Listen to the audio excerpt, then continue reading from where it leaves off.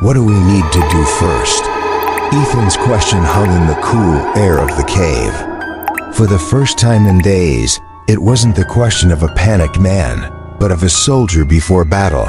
Kana looked at him, a newfound respect in her eyes. He had accepted the truth, no matter how insane it seemed. First, she replied, we need weapons, but not weapons of steel or gunpowder. She sat down beside the weathered stone statues. The Sea Lullaby Festival is not just a song. It's a complex ritual, a form of spiritual science practiced by my ancestors. It has three main components. She raised one finger. First, the song itself.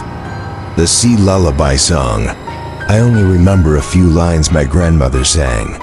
The full song is said to be lost. But I don't believe that. Important things are never truly lost, they're just forgotten. She raised a second finger. Second, a conduit, an offering. In legend, they used a special type of seaweed that only grows in a coastal cave at the lowest tide. They called it Yumenushi no Kami, the hair of the sea. They believed it could absorb and neutralize spiritual energy. And the third? Ethan asked. The third, Kana said, her voice turning grave, is the location. The ritual must be performed at its heart, the altar. We have to go back there. The thought of willingly returning to that horrific cave twisted Ethan's stomach, but he nodded. He knew they had no other choice. Suddenly the symbol on his hand flared with a sharp, icy pain. He hissed, clutching his hand tightly. It felt like dry ice pressed against his skin. It's here, he whispered, eyes squeezed shut. It's moving. East of the village, near the harbor. Kana stared at him, a new realization dawning in her eyes. The anchor, it's not just a curse, it's a compass. We can use it to track the host's location. She thought quickly. That gives us an advantage. We can avoid it. So what's the first goal? Ethan asked, the pain subsiding. The song or the seaweed? The song, Kana decided.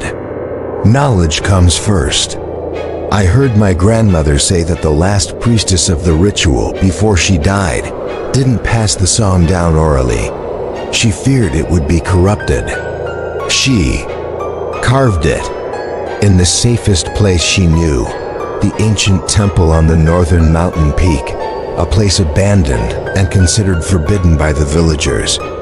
A plan began to form. A crazy plan, but the only one they had. They would move at night, using Ethan's compass to avoid both the host and the villagers, and reach the ancient temple to recover the forgotten song. Night fell, and the forest came alive with unfamiliar sounds. They left their shelter, beginning their journey. Kana led the way, moving swiftly like a shadow. Ethan followed, now learning to step lightly, to listen for the smallest sounds. His initial fear had been replaced by intense focus. They had a close call. While moving along a slope, they spotted flickering torchlight in the valley below. A group of villagers was searching, their voices echoing in the night. Ethan and Kana dropped flat, hiding behind thick bushes, holding their breath.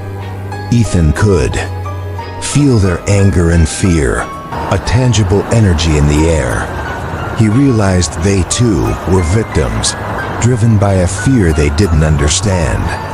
Only when the group moved on did they continue. After hours of moving in the dark, they reached the temple.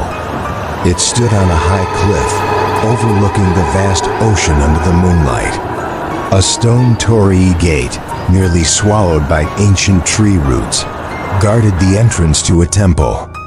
The air here was solemnly still, heavy, carrying the sadness of oblivion. They entered the temple grounds. Stone lanterns lay in ruins. The wooden main hall had rotted, its tiled roof broken, letting moonlight filter through. "Where is it?" Ethan whispered. Kana didn't respond. She closed her eyes as if listening to something. Then she walked straight to the main altar, where a stone altar stood empty. She knelt and tapped on the wooden planks. One sounded different. Together, they pried it up. Beneath was a small hollow. Inside, wrapped in faded silk cloth, was a set of wooden tablets. Like Ima prayer plaques, on each tablet, carved with ancient, intricate script, was a line verse of the song. Kana picked up the tablets, her voice trembling as she read the words under the moonlight as they were revealed. "Here it is, the Sea Lullaby Song."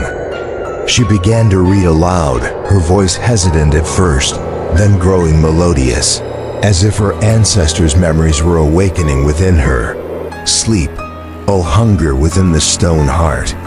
Sleep, O echo of the fallen star. Silver moon shall guard your rest, silver waves shall sing you lullabies, until the red sun calls your name, and a silent heart replaces a roaring one."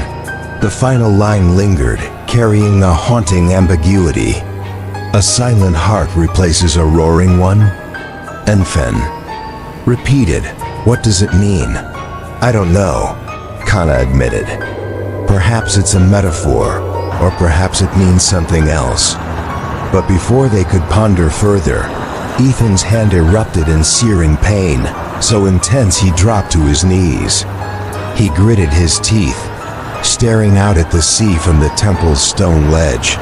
"It's moving fast," he gasped. "It's not near the village anymore. It's heading toward the western shore, toward the cliffs and caves." He pointed into the darkness, toward the Wave Crash Cave. Kana's face paled in the moonlight. "No way," she whispered. "That's where the only place on the island where the hair of the sea grows. The only place." They looked at each other, sharing the same horrifying thought. The monster wasn't wandering aimlessly. It had a purpose. It knew about the ritual, and it was on its way to destroy one of its most vital components.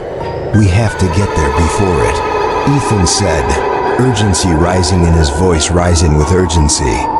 They had the song, but the race had only just begun.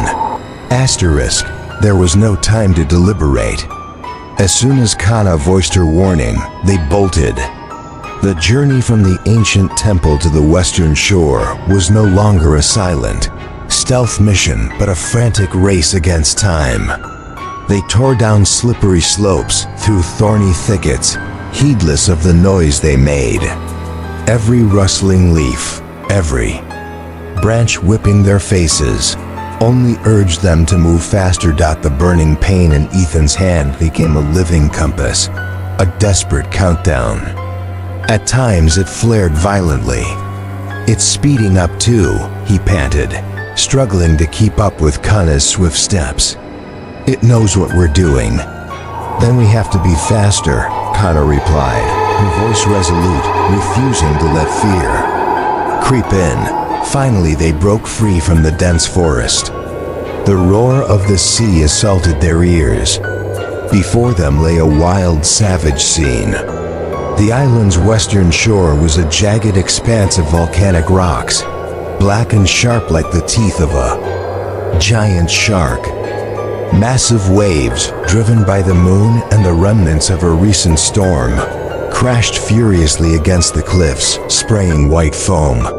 Amid the rock wall was a dark, gaping hole, flickering in and out of view with each wave. The Wave Crash Cave. "It's in there," Kana shouted over the waves. "The tide's at its lowest, but we only have about half an hour before it starts rising again. If we're trapped inside when the tide comes in, we'll die." They didn't hesitate. They scrambled down the slippery rocks, dodging sudden surges. As a wave receded, revealing the wet cave entrance, Kana signaled.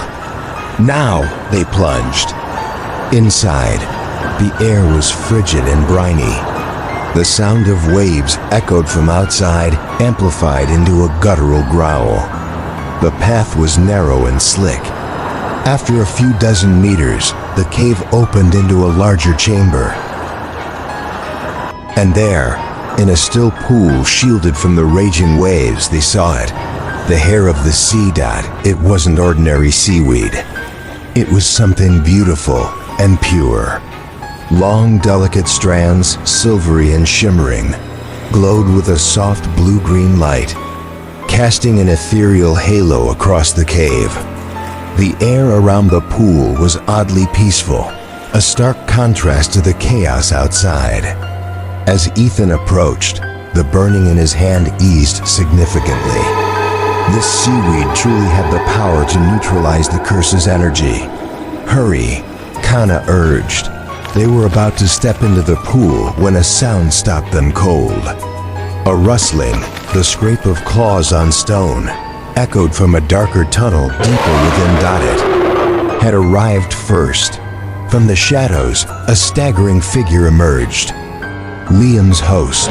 It was more horrific than before. Its skin was entirely gray, with patches rotting away, revealing glossy black bone beneath. It lifted its grotesque head, its lifeless black eyes fixed on the glowing pool. Its intent was clear. Destroy the offering. Distract it. Ethan yelled, a reckless resolve surging within him. "I'll grab the seaweed." Kana didn't hesitate. She grabbed a large rock and hurled it at the creature. It struck its shoulder but seemed to cause no harm. Still, it drew its attention. The monster turned toward Kana, a guttural snarl rising from its throat, and lurched toward her Dot as Kana used her agility to dodge the creature's slow but deadly attacks in the cramped space. Ethan waded into the pool. The moment his hands touched the glowing seaweed, a cool, soothing sensation spread through him. He frantically gathered a large handful, the soft, radiant strands shimmering in his grasp.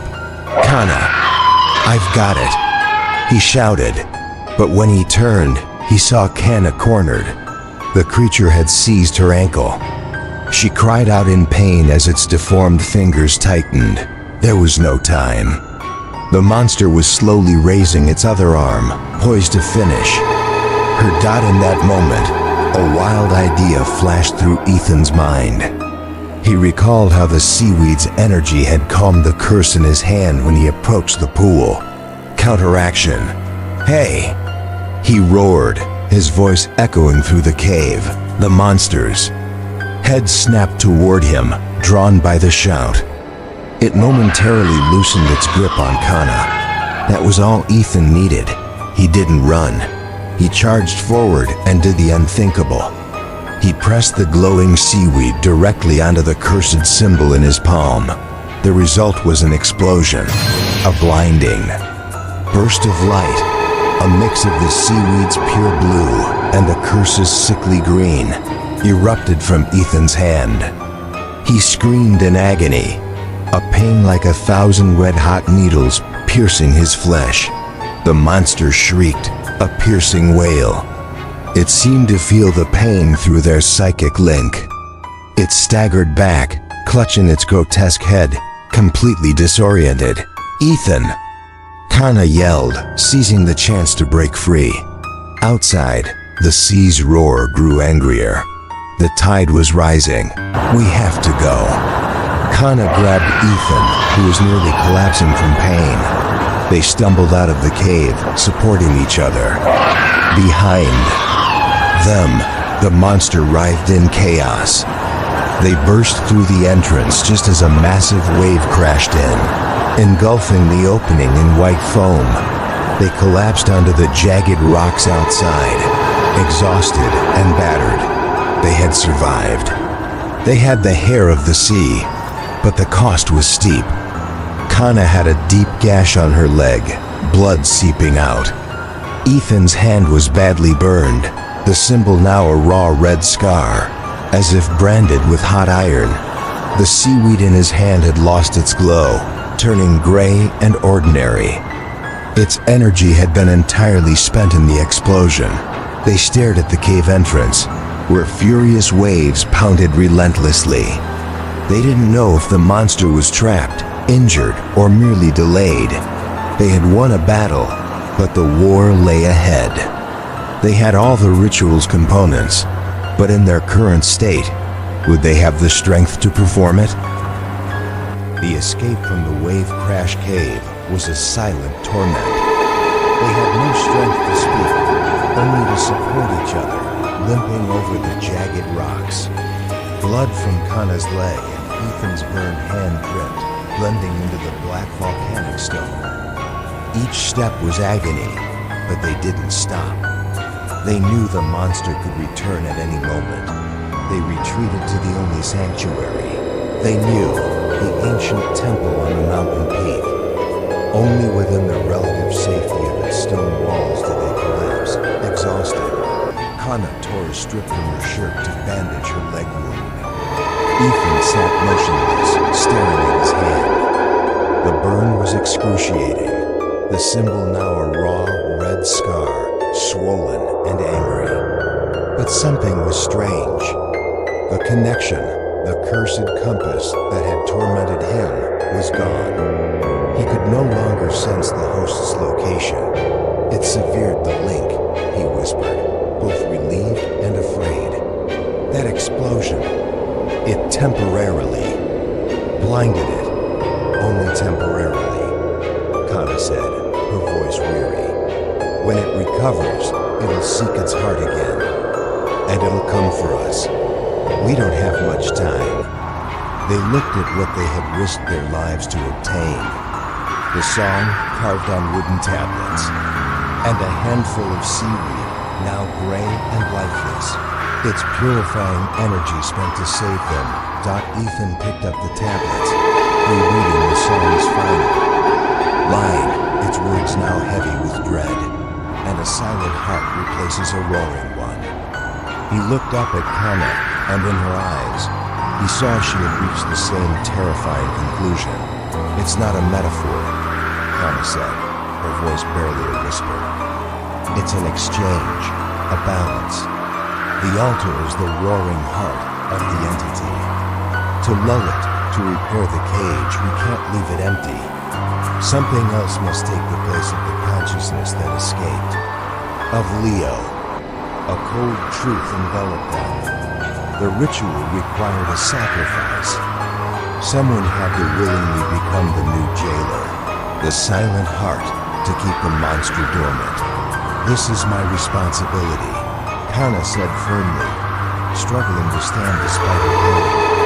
This is my living, my ancestors' legacy. I'll be the one. No, Ethan interrupted, his voice strangely steady. He held out his scarred hand. You can't. You don't have the key. He looked at Kana, and for the first time, he understood everything. It marked me, Kana.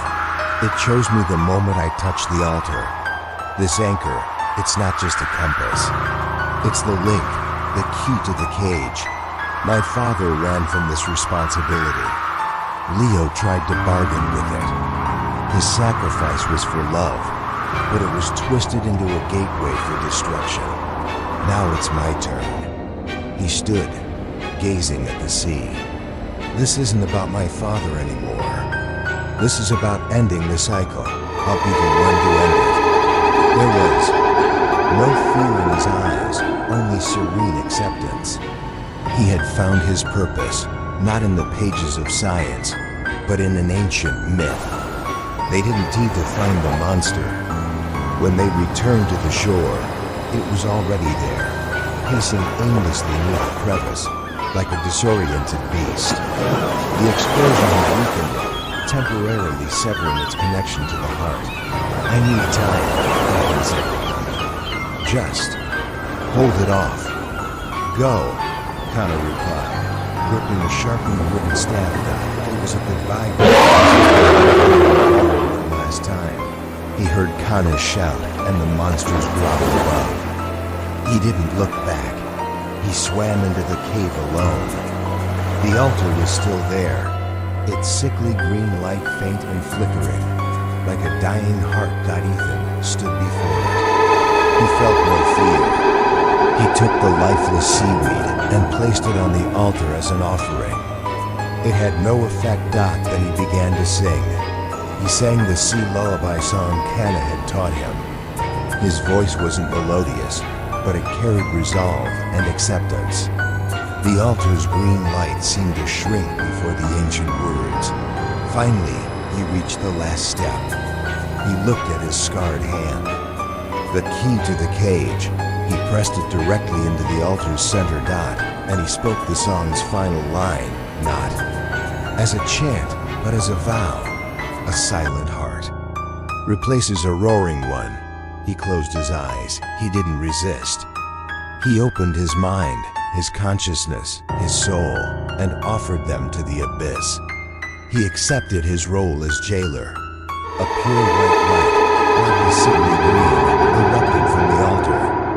It wasn't an explosion. It was a silent, powerful wave of energy.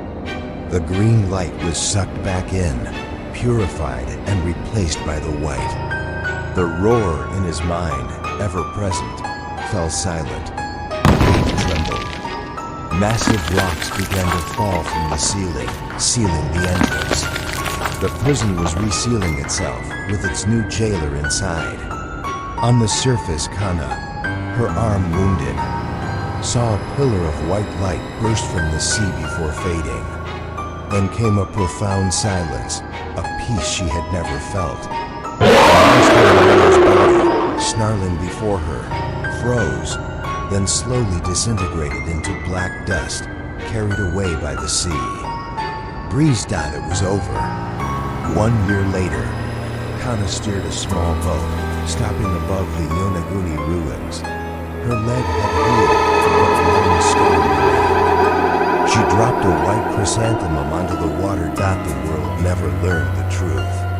The official report stated that the Yonaguni project ended in tragedy due to an unexpected undersea earthquake.